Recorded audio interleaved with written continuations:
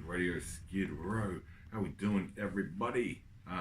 Cassy, Judy Ter just strolled into the studio. How we doing? It's true. I'm good, thanks, Lima. How are you? Very good, very good. So, what's going down with you? What's going on? I'm sitting here with my guitar and a brightly coloured rainbow jacket. I've got a gig coming up that I want to talk about. I've been doing some stuff in the transgender awareness space that I think's in a really positive place. And I'd love to play some songs for your audience today, if that's okay. Yeah, that'd be nice. But let's get back to basics. Tell us about yourself. What's yeah. So I'm a proud transgender woman. I transitioned about 10 years ago. One of the songs I'm going to play talks about my journey to Thailand and what happened over there. So I've grown up in Sydney. I've worked in courts doing legal work. I still do a bit of that work. And I organise and play at gigs. Yeah. So I'm currently completing a advanced diploma at TAFE. So I spend time, doing composition stuff, getting things right in the studio. Trying to get my music to the best possible place. So, what type of music do you play? So my music's been described as kind of folk and comedic. Yes. Its genres can be a bit difficult. It's folk in the sense that I'm a storyteller, so I love to tell stories. So I have a song about a guy whose will to live was so strong that he refused to die from picking his nose. So it's based on a true story. Interesting, that one. Yeah. And I love to play with language and words and Australian colloquial expressions like, when something dies, it dies in a particular place. It dies in the arse. So things like that. I get a kick out of that, and people seem to enjoy those songs when I play them. So it's good. Yeah, it's happiness inducing, life affirming stuff. Goodness. So, who's some of your musical influences? So I love Prince. I have a tattoo of the unpronounceable symbol that he changed his name to on my arm. So everybody loves Prince. That's just a given. yeah, that's true. He's incredible. I love Dave Graney. He's a legendary Australian singer. He's coming to Sydney shortly. His famous song is, a storytelling song like "Rock and Roll Is Where I Hide." But I think for any musician, when you have that moment, in his book, he sort of talks about how it's like when you have a famous song, there's like that window for people to see you through, and they want to define how the way that you are. But he's still going. He's still doing his thing with his partner Claire Moore, and always reinventing himself and evolving as an artist, and not staying true to himself as an artist. So yeah, I'm a big fan of Dave Graney. Yeah, that's important though, to stay true. Like, yeah, a lot of manufactured sounding, that songs. Yeah, that's right. I mean, even on the way over here, I was listening to the Veronicas, and in their songs, you can hear where they're taking a breath. But I've heard that there's this trend in production to, cut out of the recording the part where you hear the vocalist taking a breath. Yeah, because that's not perfect. Yeah. So we've got to stop breathing. We've got to stop cutting it out too. It's hard enough to make a living as an artist. Yeah. So word on the street, you've got a gig coming up. Yep. So have you been banned from any drug-taking festivals? I'm banned from all drug-taking festivals because I'm a nana and I like to be in bed early. So, sleeping pills? Sorry? Sleeping pills? No, usually exercise does it. Makes sure I I get a good night's sleep. Yeah. So, give us a download on the gig. Where and when? Yeah, so it's coming up on May 18th. So plenty of time for people to, make arrangements, put it in their diary, save the date. It's at a local venue called Parliament on King. That venue's run by a wonderful gentleman called Ravi, and he actually uses the space when it's not used for gigs and other activities to train asylum seekers in hospitality skills. So there's three amazing artists. One of those is me. Yes, the one and only. Irreplaceable, unique. Who knew? Simon Hart and John Redmond are also playing. So John's doing, he's an old friend of mine, he's doing a set of jazz standards. He's got a beautiful, beautiful voice. And Simon Hart, who plays soulful folk tunes. And so they're going to be playing on that night as well. So we're all going to be there in that lovely, intimate atmosphere. And it's going to be really nice. So what do you write about? Like, are there any difficulties with, being transgender and writing songs and everyone, what's goes on around that? Being misgendered is a common thing. Yes. Yeah, I get that. I can get that from time to time. So I feel like I've gotten a bit better at dealing with that and telling people, okay, this is my preferred pronoun, and maybe reminding them, but I guess trying to do it in a gentle way. Sometimes if I'm in class and someone does it, I've found that just walking out, that actually that works to stop it, because sometimes if you get in a back and forth with someone about it, it just can be a bit complex and a bit difficult. So yeah. Back and forths get nowhere, I reckon. It just cause more anger and arguments. Yeah, it's tricky. It's tricky. I mean, people don't mean it. I think that's the thing. They don't mean to misgender me, and there's something in, I guess, the world that those people have grown up in that might make it difficult for them to get their head around the correct pronouns. So I just think let it be. Like, if everyone does what everyone is, who they are and what they are, do what you do. You know what I'm saying? Yeah, I couldn't agree more. And I think it's a really you don't even have to agree.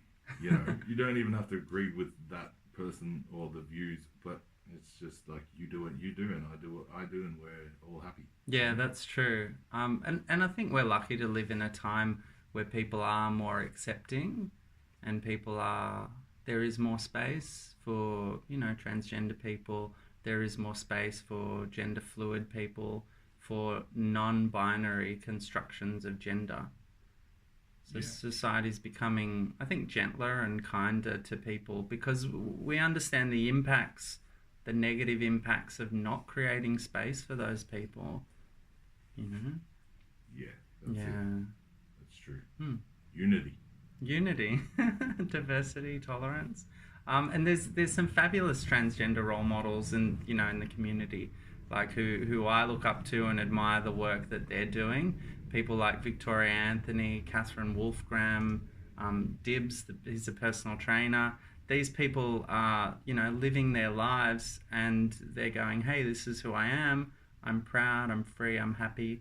Let's celebrate it. And some of them are even, going into rural New South Wales, like Ted Cook, and conducting awareness workshops, working on health strategy for trans people and gender diverse people.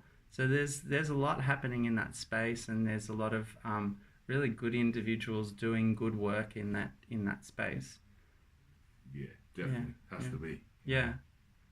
Respect to these people. Damn straight. Keep going with it. That's right. So, anything else coming up that you've got? Can we expect more from you you're doing a tour, or what's going down? Oh, I don't have a tour coming up.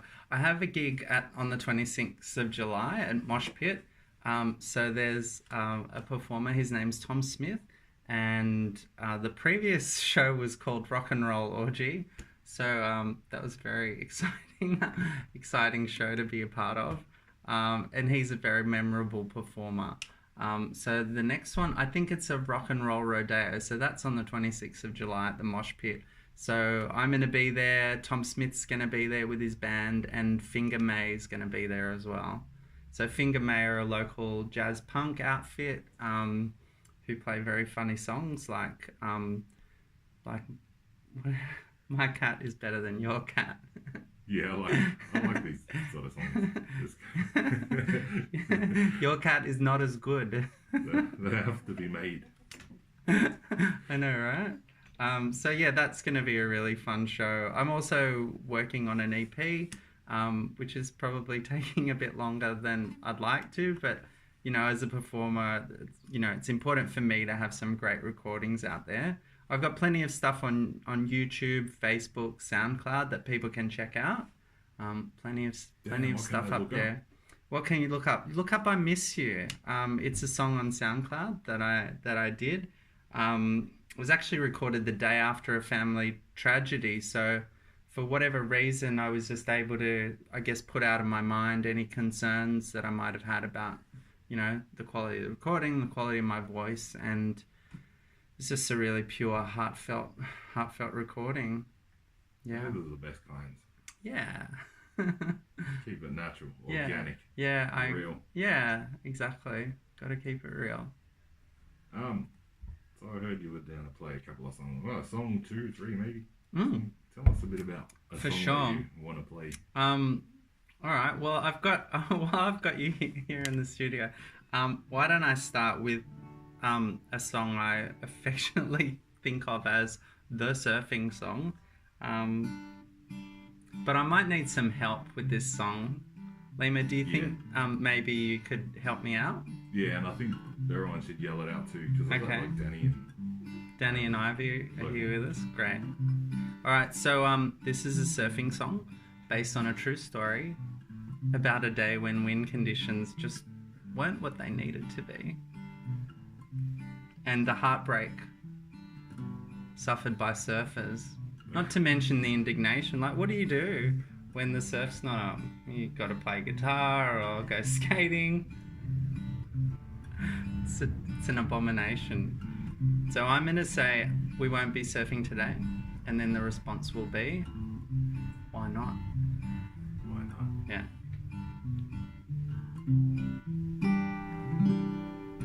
Heading down that back road, looking for a hungry head. Down the road we're traveling, I hope she's a barreling.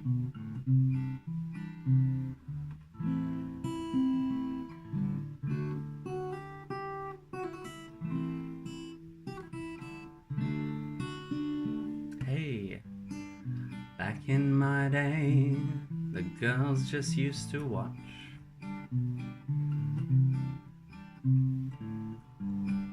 Nowadays we kick it up a notch,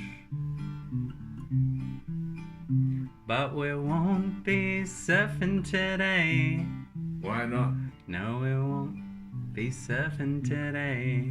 Why not? No, we won't be surfing today. Why not? No, we won't be surfing today. But why not? 'Cause there's too much east in the nor'easter. There's too much east in the nor'easter. Great White and Hammerhead, Wobbegong, Port Jackson. Black tip and white tip, whale shark and grey nurse.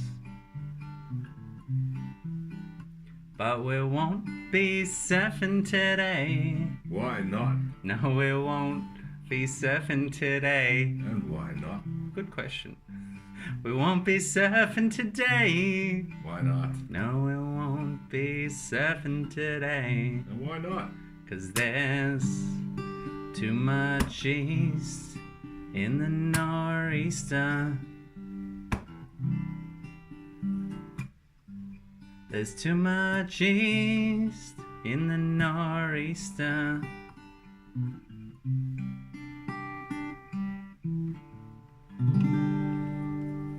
Yes. Cool. Thanks for singing along. It's very much appreciated. Yeah. Yeah, I just feel a bit stupid. Why? Because I'm not doing it properly. No, you were great. Thank you so much for participating. It always helps me as a performer when the crowd are involved. I know we had like two silent girls over there in the corner. Oh yeah, hey. Yes. Now they're like being all coy. Yeah. You wait till the mic's off. Especially Ivy. Sorry. That's okay. Can I do another one? Oh, definitely. Okay.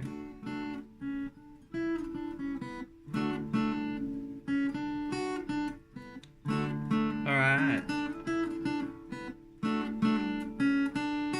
This song's about a recent trip I took. It's very personal.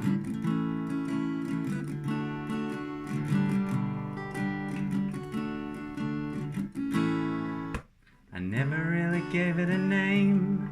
Maybe it or maybe Wayne. Like having a piece of wood between my legs.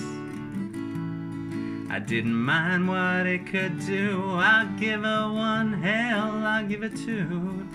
But I knew deep down there had to be a better way. Oh, oh, oh. Last night I tried to suck my own. I couldn't quite reach, but I wanna try again. Last night I tried to suck my own. Beep. Okay, you can chop it off, just make it quick. One day I stepped on a plane to the land of smiles for certain pain, or in layman's terms, a sex change. 3 weeks later I came back, a glistening jewelry box inside my lap. My newest possession, Imelda was her name. Last night I tried to suck my own. I couldn't quite reach, but I wanna try again. Last night I tried to suck my own. Okay, you can chop it off, just make it quick. I remember that moment, I was down for the count. On the floor, 2 piles of clothes, a bright way forward, a dark way out.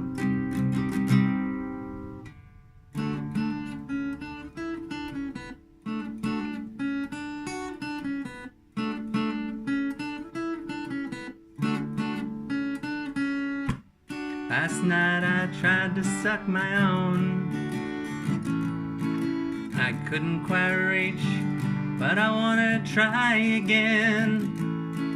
Ambivalence seems to be the way I feel about this part of me. Okay, you can chop it off, just make it quick.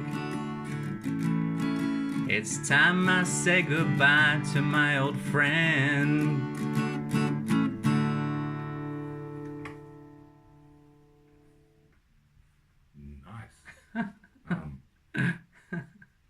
How did you try and do that? How did I try? So I guess in terms of my transition, so the surgery, gender reassignment surgery. Oh, how did I try and do it? I think that part. Okay, now I understand what you're actually asking me. I think that maybe happened in my adolescence. Yeah. No, let's keep going with the surgery. Okay. That was cool.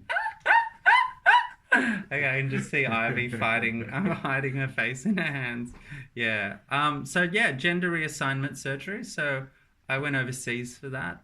It is available in Australia, but it costs about twice as much. So I had the experience of staying in a hotel, and there were heaps of other transgender women in my position, and they might have had a friend come over with them, or their one or two of their family members to support them. So yeah, that was it was pretty intense kind of experience because it's major surgery. So when you recover from major surgery, it's different. There's all sorts of stuff that happens. But yeah, it was definitely an important part of my process. Yeah. It must be so difficult though. What do you mean? Like going through the change, or yeah. How's that go? Well, I think that last line is, okay, you can chop it off, just make it quick. Sort of that came from a medical consultation that happened like Okay. in my Is that how you feel about it? in my early 20s. Yeah, so a lot of transgender women feel that way about that part of their body. So surgery is the obvious step. Yeah, I think the difficulty is that there's transgender women there who can't afford it. Um, so in my ideal world, then the government would cover the costs of that surgery, because the psychological benefits of being comfortable in your own body in that way are immense.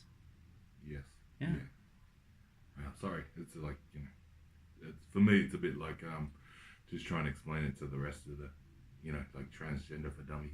Yeah. You know what I'm saying? Well, I suppose the way of explaining it is that you're born in the wrong body. So a lot of transgender people will know from a very young age that they're being treated a certain way, but that's not how they feel. I mean, when I was 6, I insisted to my mum and my sister to take me to an all-girls party, and I was the only boy there, and so that was a bit weird for everyone because I wasn't supposed to be there, but I knew I was supposed to be there. I knew I belonged there, but yeah. So that's the sense that people have of being uneasy with their identity, and it's strong. It's strong, and people who try and fight it, they'll run into all sorts of issues. But we're lucky that we live in a time where it is more comfortable and easier for people to make that change. Definitely, freedom. Yeah, I mean, it's not an easy conversation to have with your family. Oh yeah, it would be a lot of situations really hard. Yeah, really hard. And it can take a long time for family members to come around, or transgender people can face isolation, exclusion from their families. But, you do need to be true to yourself in life. Yes. And when you are, and you're authentic, you're comfortable in your own skin, then you can really, enjoy life. And it might sound harsh, but I'm just going to say it. Like sometimes, family people are like, oh, my family doesn't love me. It's like, yeah. Well, if people around you love you, they're your family. Yeah, exactly. You shouldn't really think too much about, biological sometimes. I know, right? Yeah, we can deal with what you have. Like you got a lot of love around you. Yeah. It's cool. Yeah, exactly. And there's a lot of support out there as well. I know in my transition, that was an important step for me, was kind of going, okay, well, I need to do this.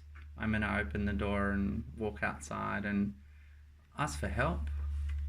Oh, that's another one. Ask for help. Yeah.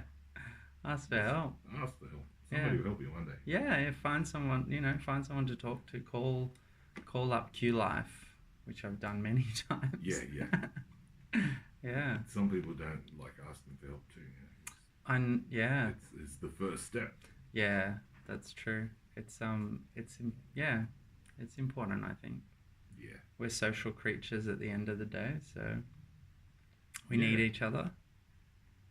It's always good, And even if we're alone, like there's people outside your door still, Yeah, that's true. I mean, even just kind of smiling at people as you walk down the street, you might get 1 or 2 smiles back. You might not, but it's a positive thing to do.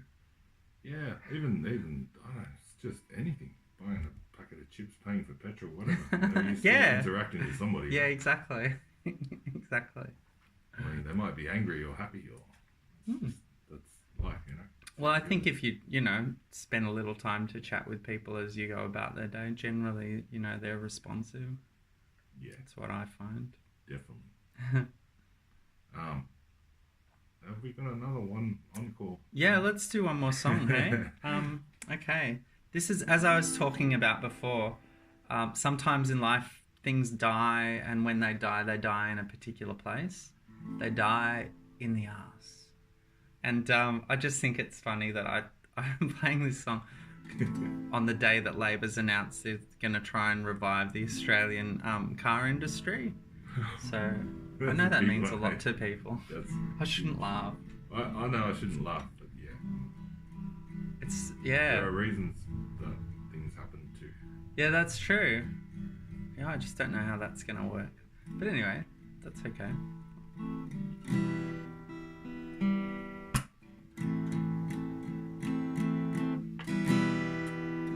I've got a girl, a very nice girl. She's pretty cute, with a modicum of class. I've got a girl, a very nice girl. But I came on too strong, and it died. Where did it die, Lima? Right in the ass. You gotta take it easy.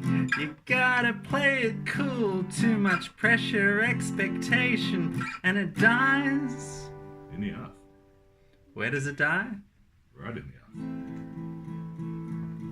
the ass. Okay, how about you two on the couch? Do you want to join in? Come on, no, they're so shy. They've died in the ass. They have. I've got a car, a second-hand car. I had one of those. What was it? A lot of things. It runs okay, and I like to drive it fast. I've got a car. A second-hand car, Suzuki Swift Chino. But I couldn't be asked continually pulling over to fill up the radiator with water from the channel to prevent it from overheating, and it died. Where did it die? In the ass. When life gives you lemons, you drive it pretty hard. Pedal to the metal and it dies. Right In in the ass. the ass. This is awesome. Incredible. Thank you. Textiles, clothing, footwear, manufacturing. We used to make things, the tariff walls came down. The tariff walls came down. And it died. Where did it die? Right in the ass. That's right. In the ass. I got a job, a well-paying job, so I can afford to buy property in Sydney. With business cards, a phone and a car. This one's a new one. I got a job, a high-flying job. But the boss did some really questionable things that I don't have time to go into right now. And the firm went bust.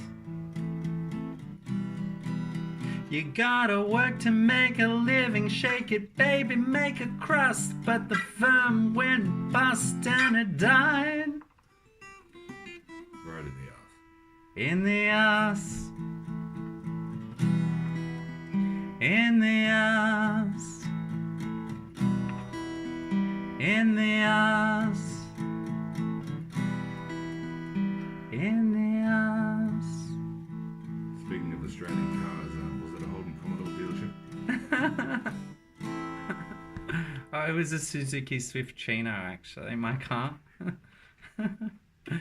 Yeah, and it died somewhere out on the plains around Albury. Wow. That's right. I've been in a couple of cars that died in the ass, actually. Yeah, what kind of cars? Everything from like Holdens to Mercedeses to Yeah.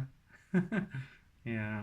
I'm amazed actually when I see older cars driving around the road these days because I think at some point older cars it sort of becomes more expensive to maintain them. Like you could replace it. Yeah, So people who have older cars and manage to keep them on the road, hats off. I love my old car. Yeah. It's like 30 something years. That's a 1986 model. Wow, you drive a vintage car. Yeah, Cool. What is it? it's a Mercedes. Mercedes. Nice. Nice. I The think I big can. noisy growly thing Yeah. that is harmful to the environment. Oh, I know, right? Yeah. Cool. I can't Awesome. help myself. Yeah. If it brings you joy. Yeah. Mm. Oh, it's a lot of that's another thing. Everyone's gotta have something that brings them joy, right? Yeah. For you, obviously, music. Yeah. Yeah, music, definitely. Actually, I get a lot of joy out of music and writing songs and playing them to people. It's true. And I'm trying to at the moment I'm trying to insert more jokes into my performances. Oh yeah, definitely. That's Yeah. cool. Yeah. Can I tell you one? Yeah. Okay. So there's this cohort of like the army, and they're really like tough, emotionally hardened people. Sometimes they sort of take it too far. They're a bit emotionally numb. So the general who leads this cohort, his name is General Anesthetic. That's cool. Thanks. There you go. Did a nurse tell you that one? No, actually. Anytime I've had an anesthetic, I'm like, oh, what is it? And they're like, it's propofol. I'm like, oh my God, that's what killed Michael Jackson. What is it? It's a festival drug. Yeah. Can you test propofol before you ingest it? Just pass me the propofol. Yeah. Purple. Man. And fentanyl, that's the one that Ah. that killed Prince. Yeah. Yeah. It's a bit sad. Yeah, that is very sad. Hmm. We shouldn't be saying this. It's going to give them more ammunition to ban music and Oh, I see, because the supposed correlation between music and drugs. yeah, I see. Mm. horrible. But it wasn't like I said that we were chatting about it. I can't think of any genre that wasn't really drinking too much or smoking too much or doing Yeah. drugs or whatever. Yeah, that's true. Yeah, Jimmy Barnes has been very public about his excessive drinking. The Beatles were using a lot of drugs when they made Yeah, Sergeant Pepper's Lonely Hearts Club Band. If I can, I suppose, be a bit of a wet blanket and sound, because I do work in courts, so I see people, when they've been charged, so they might have a pill or two on them, and then police come to festivals and charge them. So I sort of see them at the other end when they're in the court system. yeah, So when people do get charged, and if the court convicts them, it can have, an impact on their futures if they want to go to uni and get professional jobs, that sort of thing. yeah. Yeah, It is pretty bad yeah, out there. And I understand, like, yeah, there's some people dying out there. It's more education and stuff. It's not really, you know, like there are a lot of addicts and stuff out there mm, as well. yeah. And banning festivals isn't going to fix their problem. No, that's true. You know, That's true. it's the drug itself. Like it's the kind of drug itself, like that gets in. Yeah, that's true. Like there are certain drugs that are really addictive, Mm, and it's not just festivals; it's everything. yeah, It's life. There's got to be a big rethink on this one. yeah, that's true. Great. But yeah, thanks for coming and chatting. Thanks for having me, Lima No problem. and Ivy Anytime. and Dani. The Cool. quiet ones. The quiet ones. Yeah, yeah. No, anytime, man. This is community. You know what I mean? Yeah, Stroll in. yeah, Have a sing awesome. Okay, cool. Sounds Yeah. good. Yeah. Cheers. So good luck with your gigs, Thank you. and hope that goes. I'm sure it'll go well because everybody will be laughing. Yeah, thank you. There's an event page up already on Facebook. It's on May 18 with Simon Hart and John Redman. I'll put up a link to the ticketing shortly, and 26th of July at the Mosh Pit. If people are free then and interested, come along, have a laugh, sing along. Thank you so much for your help on the vocals. I love your is that a baritone you got there, Lima? Yeah, it's a bit of a wow. You just baritone going. Just whip out the old baritone. Nice one. It's too early in the morning. That's why. Just No, I like it. It gives like a like a Barry White kind of feel. Awesome. Thanks. No worries. Anytime. Cool. 88.9 Radio Skid Row. This is Anything Goes Radio Show.